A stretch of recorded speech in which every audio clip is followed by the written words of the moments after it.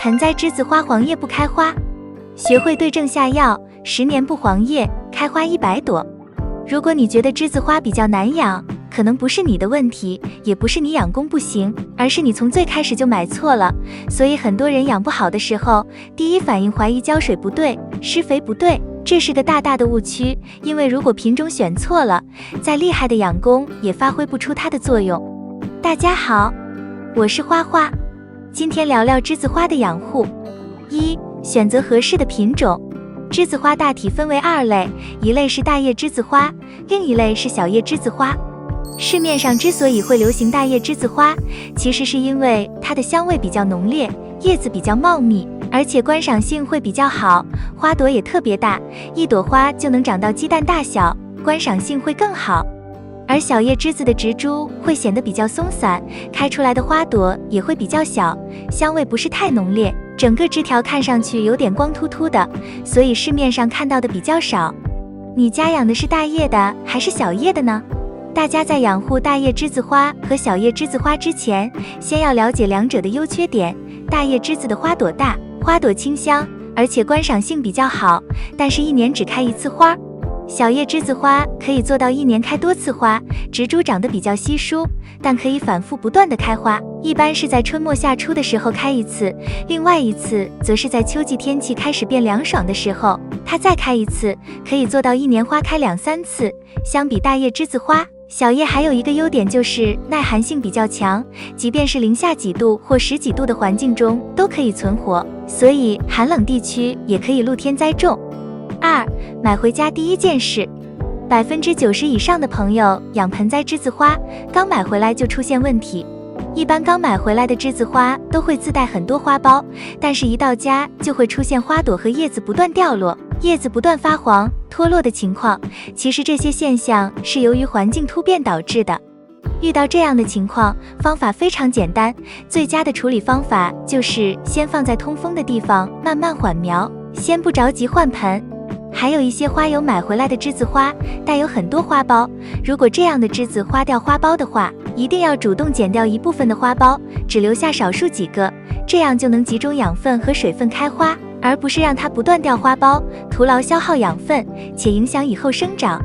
一般买回来前1、2周放在原来的花盆里面，先浇透水，过2、3天之后再逐渐增加光照，保持通风就是最有效的养护。其实为了避免上面的情况发生，买之前做好功课才是事半功倍。学会了买栀子花后，下面分享一些养护技巧，祝你的栀子花开得多，花香浓。3、100%开花的方法。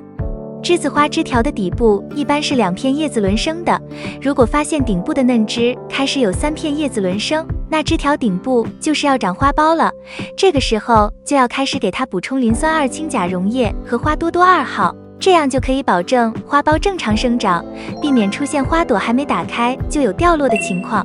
此外，想要让栀子花多开一点花朵的话，那么就需要更多的枝条，分支多了，每个分支都长出一些花朵，才能开花更多。那么最简单的让枝条变多的方法就是及时修剪，促使它产生更多的枝条，但修剪的时候不要在开花之前修剪。刚刚提到了一点栀子花黄叶的问题，因为栀子花黄叶是经常遇到的，所以下面详细说说黄叶的原因和解决办法。4、黄叶的原因汇总。很多人不知道，栀子花是个喝酸水的主，它喜欢偏酸性的土壤，pH 值最好在 5.0 到 6.5 之间。但我们平常用的自来水大多偏碱，时间久了，盆土中的酸性被中和，铁锰等微量元素就被锁住吸收不了，这时候叶子就会出现黄中带绿金的情况，也就是缺铁引起的叶绿素退化。这时候你只需要在水里加一点点硫酸亚铁，或者用螯合铁兑水，兑水比例是1:1000，然后喷洒叶片，1周2次，基本就能缓解。但如果你发现黄的是老叶，颜色是从叶尖或者叶边慢慢扩散，并伴随叶片发软，那很可能是烂根了。这种情况多出现在浇水太频繁或者盆土排水不良的情况下，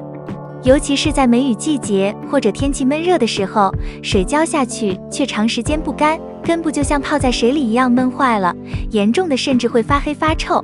这时候就不能犹豫了，立刻脱盆检查根系，把把烂掉的根剪干净，用多菌淋泡一下，再换上排水好的土，重新栽种。恢复期要少浇水，多通风，别急着施肥。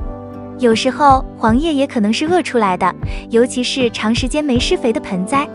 栀子花在生长期和开花期对氮、钾、镁这类营养的需求很高，如果你一直没补充，叶子也会慢慢变薄、变黄，甚至发白。这种情况下，只需要给它来点淡淡的叶肥，比如鱼蛋白、氨基酸复合液，或是稀释后的漆水硫酸镁，1个月用2次，就能让植株重新变得浓绿挺拔。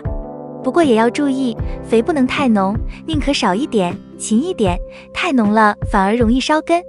当然也有人很冤，明明水肥光照都照顾得不错，叶子还是黄，那就要看看有没有虫子了。栀子花特别容易长红蜘蛛、蚜虫和介壳虫，尤其是背光面、枝叶密集处，一不留神就成了虫子的乐园。你可以翻翻叶背，看看有没有小红点、白絮或黏黏的分泌物。如果发现这些，就要立刻处理，可以喷一点自制的辣椒水、大蒜水或者肉桂粉水，轻微的虫害1-2次就能控制住。如果严重了，就得使用芥碧质或罗虫乙酯这种专业药剂，同时剪掉虫子太多的枝叶，避免扩散。除了这些常规问题，其实还有一些黄叶是光照不足引起的。栀子花虽然怕暴晒，但如果一直养在阴暗的地方，时间久了也会黄叶、徒长，不开花。所以它最好的位置就是通风又有明亮散光的阳台或窗边，早上能晒点太阳，下午不暴晒，这样它的叶子才会长得结实有光泽。如果你把它长期放在厨房、浴室或者室内深处，哪怕其他方面都照顾得很好，慢慢的也还是会出问题。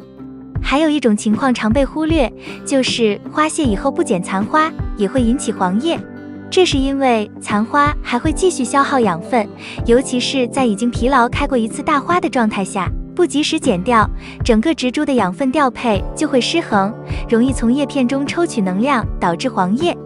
所以开花结束后，花梗以下1-2厘米的地方剪掉，不仅能防止黄叶，还能促进它尽快进入下一轮生长。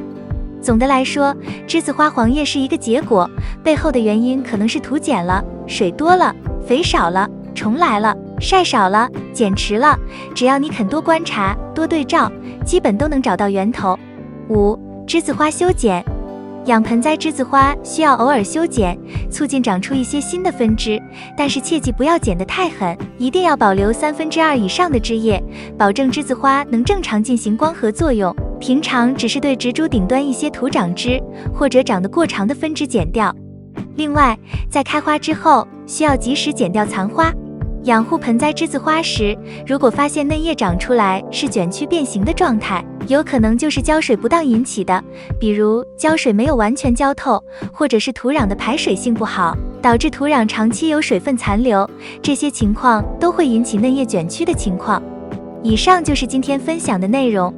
喜欢家庭养花的话，请点赞、关注并多多转发。感谢观看，我们下期再见。